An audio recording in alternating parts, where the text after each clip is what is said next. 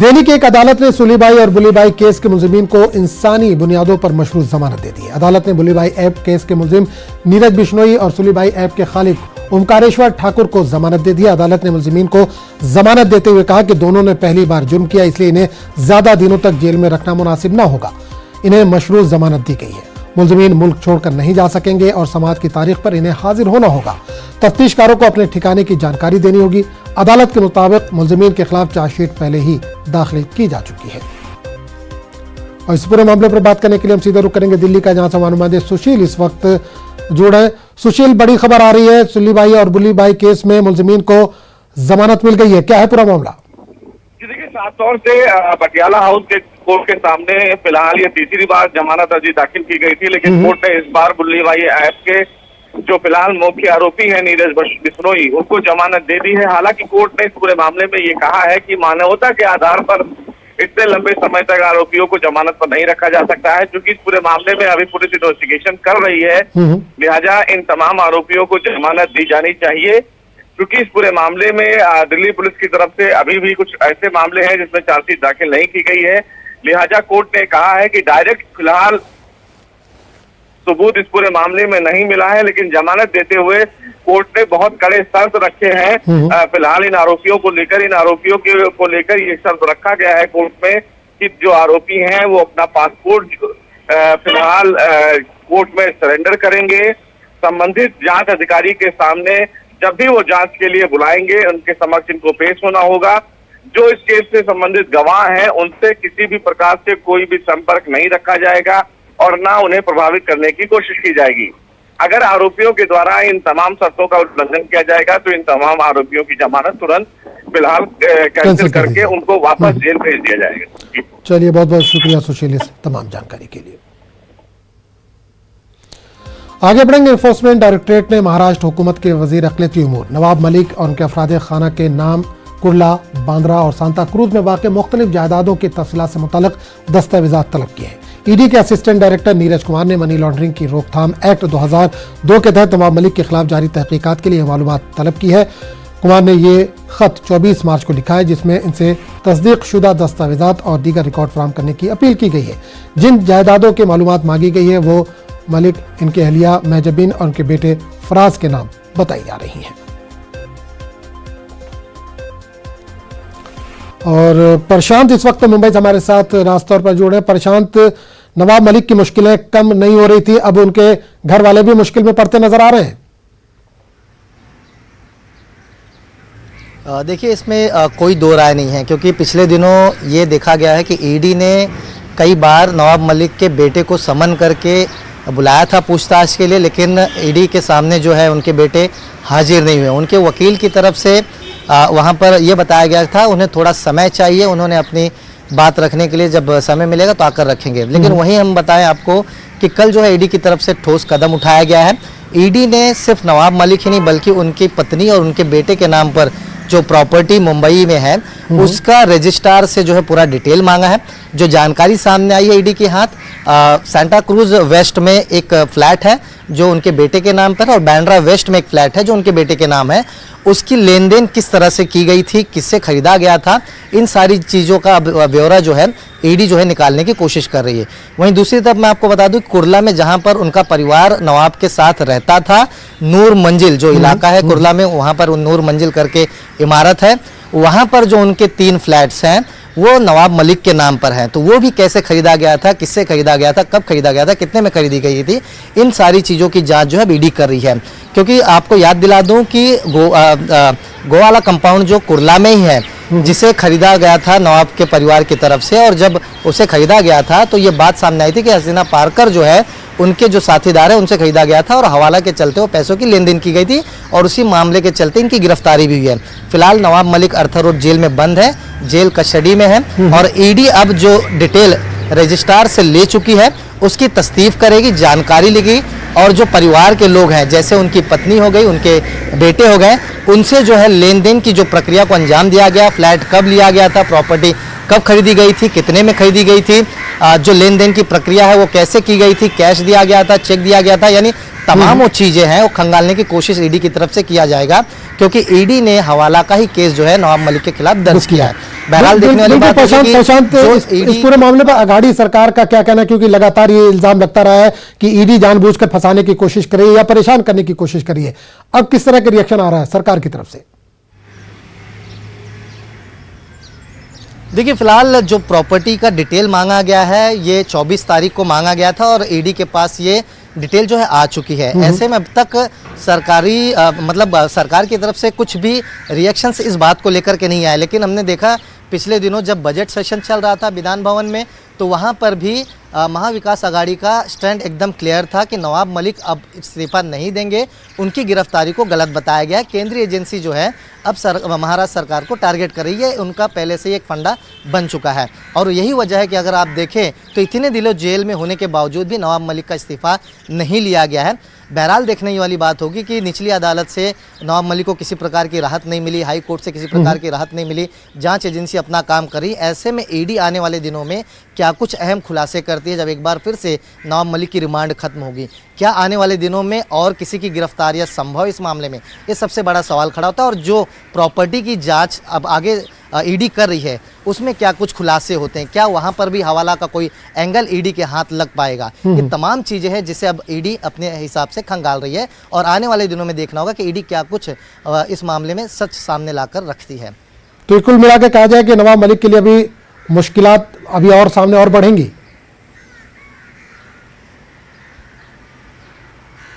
बिल्कुल, देखिए इसमें कोई दो राय नहीं है, क्योंकि जब पीएमएलए एक्ट लगता है तो वहाँ पर आपको तकनीकी चीज़ बता दूं मैं कि अगर आपको जमानत मिलनी है तो सिर्फ एक ही आसरा होता है, वो मेडिकल ग्राउंड होता है। क्योंकि इससे पहले हमने देखा जब छगन भुजबल गिरफ्तार हुए थे पीएमएलए एक्ट में, तो उन्हें 2.5 से 3 साल जो है जेल में काटने पड़े थे। बार बार उन्होंने अपने तबीयत का हवाला दिया था, लेकिन जब तक सरकारी डॉक्टर ये लिख कर नहीं देता है कि इन्हें घर की ज़रूरत है और मेडिकल ग्राउंड पर इन्हें जमानत मिलनी चाहिए, ये अधिकारी खुद अदालत में बताएंगे तो जाकर के जमानत मिलती है। क्योंकि पीएमएलए एक्ट एक ऐसी धाराएं हैं जिसमें तमाम गुंजाइशें जो है ईडी की तरफ से या जांच एजेंसी की तरफ से दिखाया जाता है।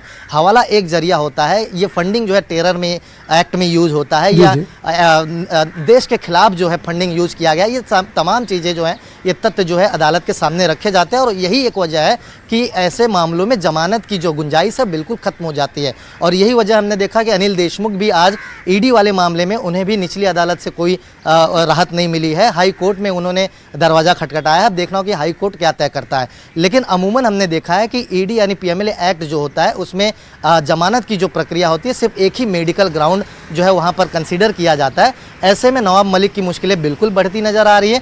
ऐसे में परिवार के और कौन से लोगों की मुश्किलें बढ़ेंगी ये आने वाला समय बताएगा, क्योंकि जांच जो है ईडी की वो परिवार को लेकर के शुरू हो चुकी है। बिल्कुल प्रशांत, एक सवाल यहाँ पे ये करना चाहेंगे कि नवाब मलिक तो अभी जेल में है, लेकिन अभी जो दस्तावेजात हाथ लगे हैं ईडी के, उसमें पूछताछ अब किससे होगी? उनकी अहलिया जो है महजबीन या उनके बेटे फराज जो है, क्या इनको ईडी पूछताछ के लिए बुला सकती है फिर से?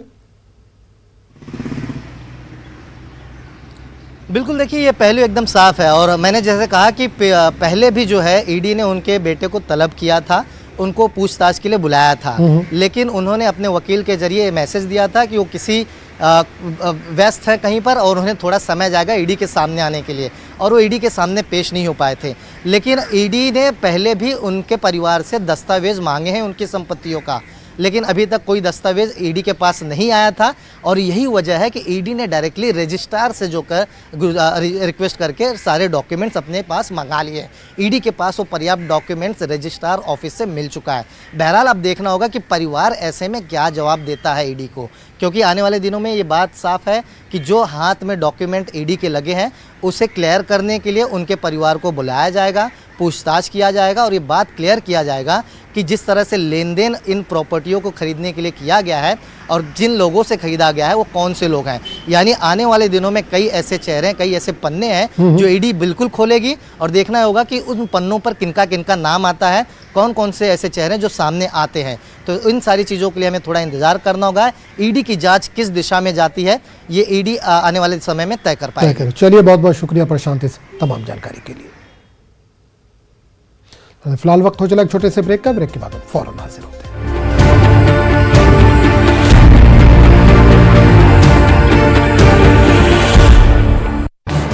इस न्यूज हेडलाइंस के प्रायोजक पेट सफा आयुर्वेदिक जूस। पेट सफा हर रोग दफा।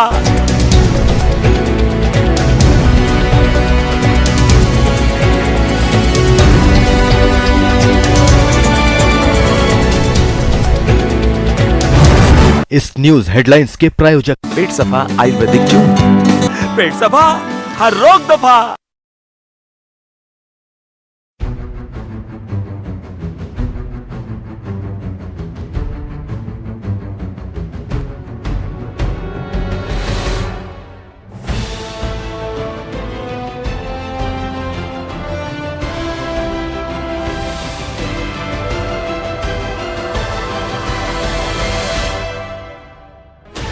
Sixteen channels, 15 languages, 26 states, 1,200 plus reporters, 66.9 crore viewers. India's largest news network, News 18 Network.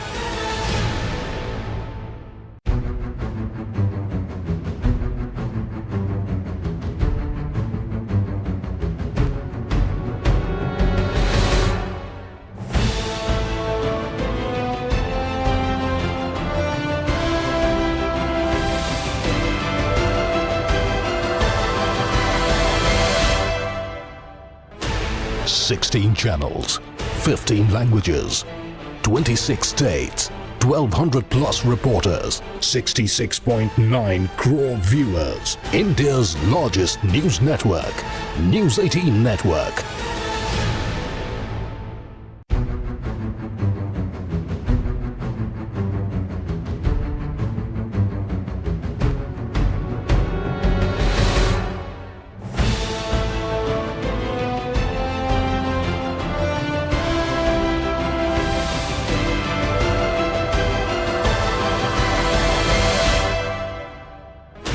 Sixteen channels, 15 languages, 26 states, 1,200 plus reporters, 66.9 crore viewers. India's largest news network, News 18 Network.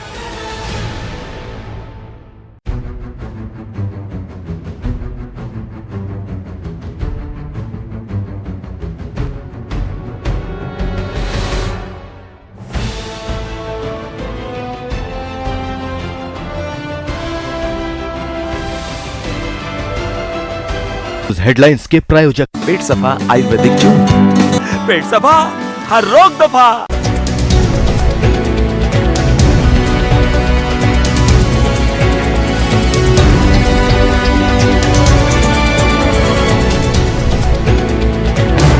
इस news headlines के प्रायोजक पेट सफा आयुर्वेदिक क्यों? पेट सफा हर रोग दफा।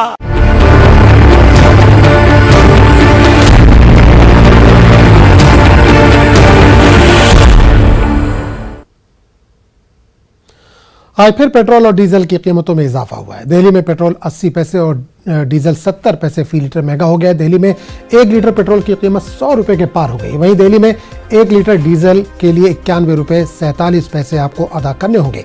ये लगातार दूसरा हफ्ता है जब पेट्रोल और डीजल की कीमतों में इजाफा हो रहा है। तेल कंपनियों ने 22 मार्च से पेट्रोल और डीजल की कीमतों में इजाफा करना शुरू किया था। तब से पेट्रोल की कीमत में 4 रुपए फी लीटर से ज्यादा का इजाफा हुआ है।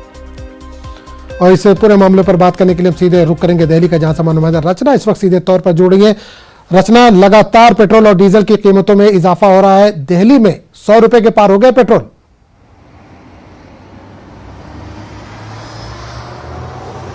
बिल्कुल, जिस तरीके से लगातार दिन प्रतिदिन पेट्रोल डीजल के दाम बढ़ते जा रहे हैं और 7वीं बार ये पेट्रोल के दाम बढ़े हैं, इसने आम जनता जो है, यानी कि जो आम पब्लिक है, उसके बजट को पूरी तरीके से गड़बड़ा दिया है। दिल्ली की बात करें तो पेट्रोल सैकड़ा पार कर गया है। और जिस तरीके से आज 80 पैसे पेट्रोल पर और डीजल पर 70 पैसे बढ़े हैं, तो कहीं ना कहीं आम जनता की कमर जरूर यहाँ पर टूटती नजर आ रही है। क्योंकि लोगों का कहना है कि जिस तरीके से लगातार पेट्रोल डीजल के दाम बढ़ रहे हैं, उसके चलते जो ट्रांसपोर्टेशन है उस पर भी असर पड़ रहा है, वो महंगा हो रहा है। और ट्रांसपोर्टेशन के जरिए जो चीजें आती हैं उस पर भी महंगाई बढ़ रही है। तो ये पूरी तरीके से चारों तरफ से जो महंगाई का मार है वो आम जनता पर पड़ रही है और बजट को मैनेज करना लोगों के लिए यहाँ पर मुश्किल हो रहा है। बिल्कुल रचना, एक चीज और यहाँ पे देखने में आ रही है, 22 मार्च से पेट्रोल और डीजल की कीमतें बढ़नी शुरू हुई हैं। 4 रुपए से ज्यादा फी लीटर का इजाफा हुआ, 4 रुपए से ज्यादा फी लीटर की बढ़ोतरी हुई है। आम पब्लिक का क्या रिएक्शन है इस पर? और दूसरी तरफ जिस तरह से अपोजिशन लगातार एहतिजाज कर रही है महंगाई को लेकर, लेकिन सरकार पर इसका कुछ असर दिखाई नहीं दे रहा है।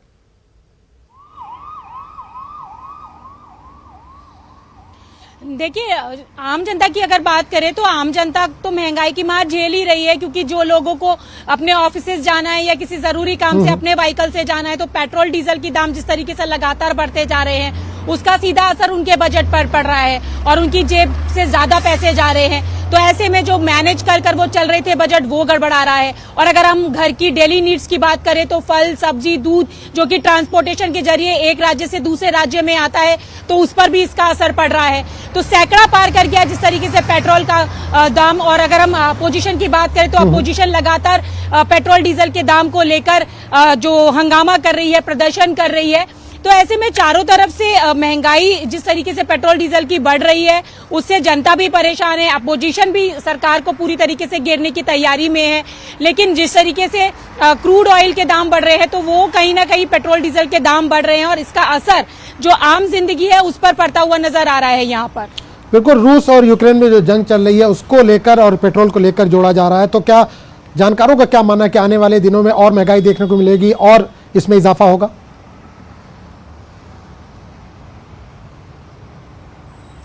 देखिए, एक्सपर्ट्स का जिस तरीके से कहना है, क्योंकि अगर हम बात करें रूस और यूक्रेन, तो वहां पर जो हालात है उसका असर भी यहाँ पर पेट्रोल डीजल के दामों पर पड़ रहा है, क्योंकि क्रूड ऑयल अगर महंगा होगा तो जाहिर सी बात है कि पेट्रोल डीजल के दाम बढ़ेंगे। ऐसे में अगर जो राज्य सरकारें अगर वैट कम करती हैं तो थोड़े से दाम मैनेज किए जा सकते हैं, लेकिन यहाँ पर सरकारों को सोचना होगा कि किस तरीके से बढ़ती हुई महंगाई को लेकर उन्हें आगे की स्ट्रैटेजी बनानी है। और आम जनता तो उम्मीद कर रही है सरकार से भी कि राहत मिले, तो ऐसे में दिल्ली सरकार को भी सोचना होगा। इसके साथ जो पेट्रोल डीजल के दाम लगातार बढ़ रहे हैं उस पर भी जो सरकारें हैं उनको ये सोचना होगा कि किस तरीके से उसे कम किया जाए, क्योंकि जिस तरीके से यूक्रेन और रूस में हालात हैं और जो खामियाजा हुआ है उसको भी एक तरीके से यहाँ पर भरपाई करने की कोशिश की जा रही है। तो इसी के चलते जो है पेट्रोल डीजल के दाम लगातार बढ़ते जा रहे हैं और जो पेट्रोल डीजल पहले कम दामों में आता था अब वो सैकड़ा पार कर गया है और धीरे धीरे डीजल के दाम भी लगातार बढ़ते जा रहे हैं।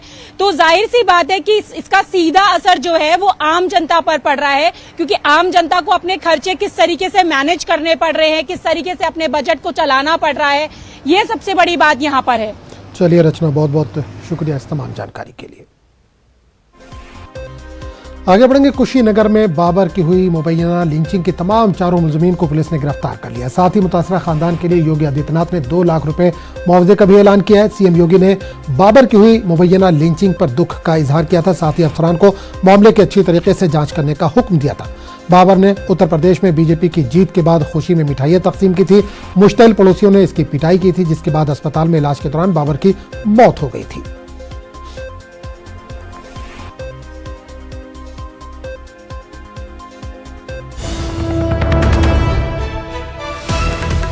और बड़ी खबर आ रही, मुख्तार अंसारी को एम्बुलेंस मुहैया कराने का मामला।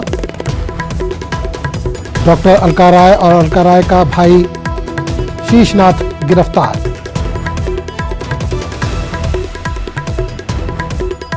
अलका राय और शीशनाथ 8 माह के बाद जमानत पर रिहा हुए थे। मुख्तार अंसारी और दीगर 13 लोगों के खिलाफ दर्ज हुआ गैंगस्टर का मुकदमा। बाकी 10 मुलजिमीन को गिरफ्तारी के लिए भी छापेमारी शुरू। तो बड़ी खबर इस वक्त आ रही है मुख्तार अंसारी को लेकर। मुख्तार अंसारी को एम्बुलेंस मुहैया कराने का मामला। डॉक्टर अलका राय और अलका राय का भाई शीशनाथ गिरफ्तार।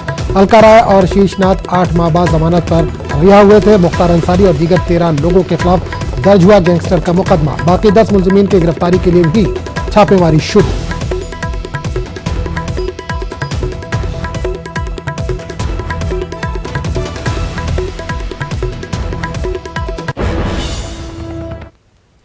मरकजी हुकूमत की पॉलिसियों के खिलाफ मरकजी ट्रेड यूनियनों के 2 रोजा कौमी हड़ताल का आज दूसरा दिन है। झारखंड, छत्तीसगढ़ और मध्य प्रदेश के कोयला और लोहे के कानकनी वाले इलाकों में कल बंद का खासा असर देखने को मिला। हड़ताल की वजह से बैंक और इंश्योरेंस खिदमात भी मुतासिर रही।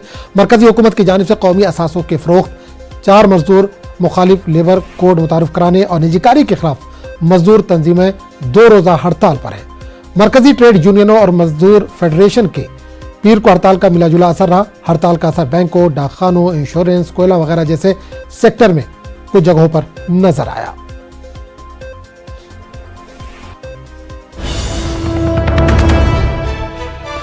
इस वक्त बड़ी खबर आ रही है, एपी की जगन मोहन रेड्डी हुकूमत का बड़ा फैसला। रियासत के निजी स्कूलों में गरीब तलबा के लिए 25% कोटा मुकर्रर।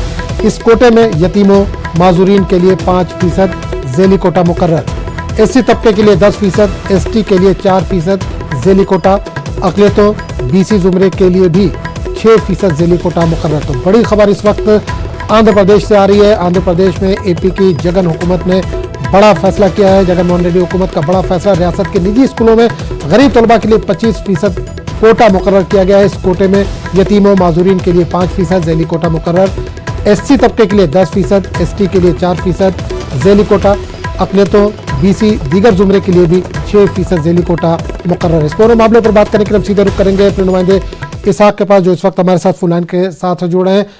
इसहाक, एपी हुकूमत का बड़ा फैसला आया है प्राइवेट स्कूलों में रिजर्वेशन को लेकर, कोटा मुकर्रर कर दिया गया है।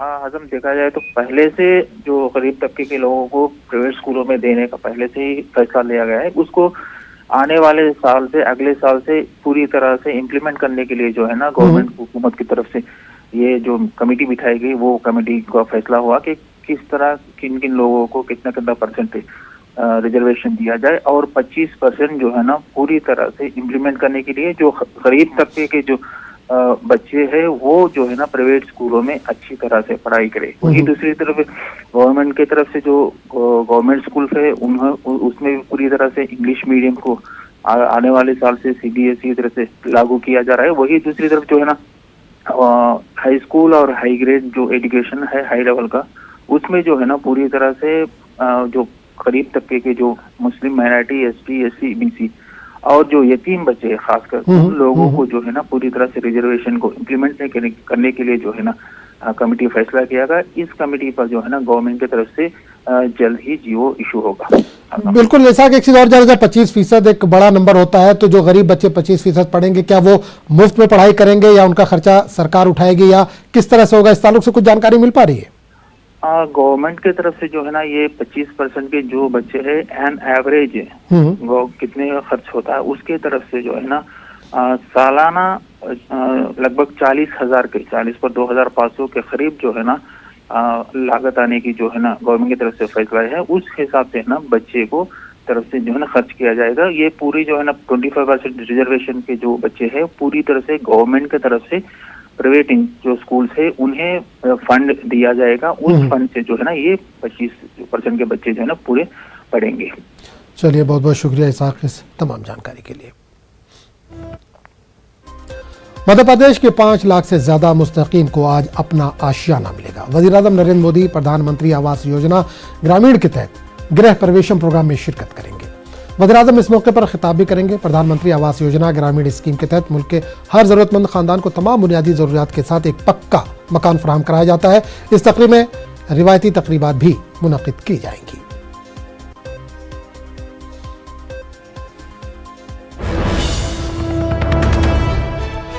इस वक्त बड़ी खबर आ रही है आसाम मेघालय सरहद को लेकर, बॉर्डर को लेकर। आसाम मेघालय सरहदी तनाज़ा, आज मरकजी वजीर दाखिला की अहम मीटिंग इस ताल्लुक से होने वाली है। आसाम और मेघालय के वज़ीर आला के शाह से आज मुलाकात होने वाली है। सीके संगमा और हिमंता बिस्वा की शाह से होगी मुलाकात। सरहदी तनाज़े का हल निकालने की कोशिश की जाएगी। तो बड़ी खबर इस वक्त आ रही है आसाम मेघालय बॉर्डर को लेकर, सरहदी तनाज़े को लेकर। आज मरकजी वज़ीर दाखिला की अहम मीटिंग होने वाली है। आसाम और मेघालय के वज़ीर आला की शाह से आज मुलाकात है। सीके संगमा और हिमंता बिस्वा की शाह से आज मुलाकात होने वाली है। सरहदी तनाज़े का हल निकालने की कोशिश की जाएगी।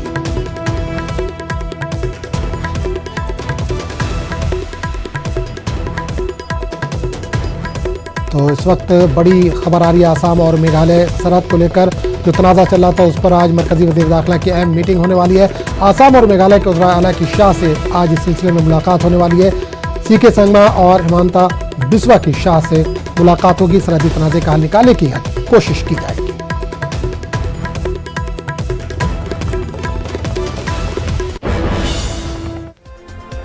इस बुलेटिन फिलहाल इतने, अगले बुलेटिन में आपसे फिर मुलाकात होगी।